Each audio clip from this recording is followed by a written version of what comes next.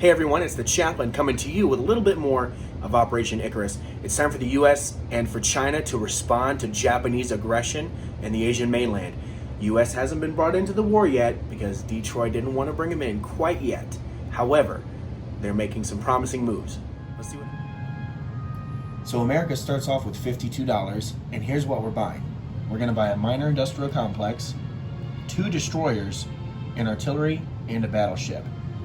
We've spent all of our money, and so there's absolutely nothing that we're saving, which is going to make it really easy for us later on in this turn. Let's see what's going on. What America's going to do, as far as non-combat moves is concerned, is really simple. Over here in the Philippines, there's a fighter that's going to move from the Philippines 1, 2, 3 spaces and land on Guam. He'll be accompanied into that sea zone by the destroyer and sub that are present off the coast of the Philippines in Sea Zone 35. So, the 2 lone American defenders, we'll see what happens to them. As far as the West Coast is concerned, let's get this full thing here in the frame. I'm going to be sending my entire Navy from Sea Zone 10, that's the battleship, cruiser, destroyer, loaded aircraft carrier,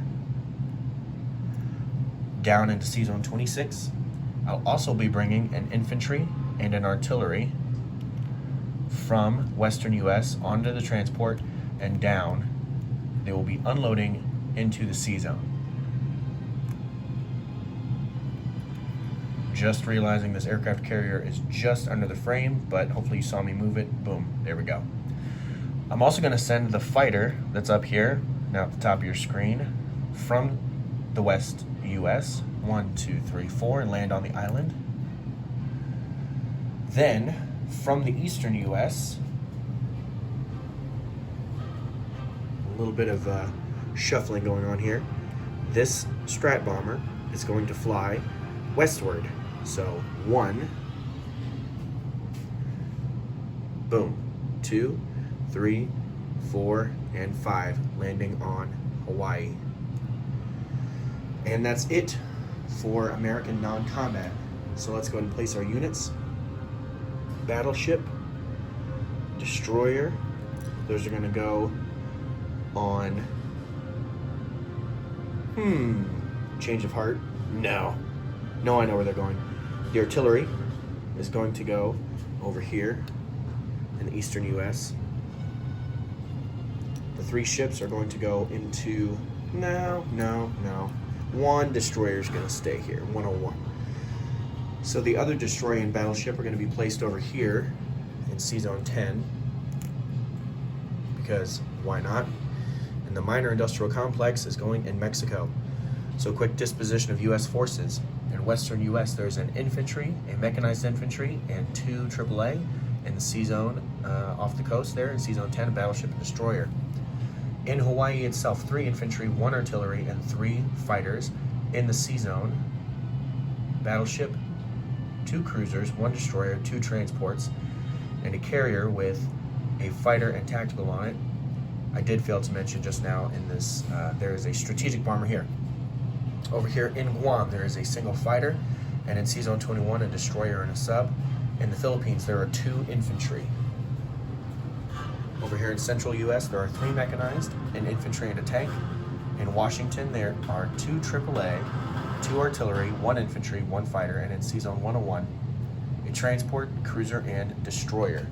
America is not at war, so I'll just go ahead and collect all 52 of my dollars. And that's it for America.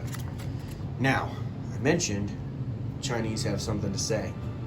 Well, they have 12 IPCs, so they need to replace some of their losses. I'm going to spend all 12 buying my infantry. So the Japanese came into China fairly aggressively. They did attack Hunan, but they were unable to take it as the Chinese put up a defense. Unlike the attack in Yunnan, where the Chinese did not put up a defense and only took out 1 Japanese invader. So here's what's going to happen. China is declaring 0 attacks. 0. And instead will be doing non-combat only. The 2 infantry in Kwai Chau we're going to move into Shensi. The 2 infantry in Suyuyan are going to move into Shensi. The 1, 2, 3, 4, 5, 6 infantry in Szechuan are going to move into Shensi.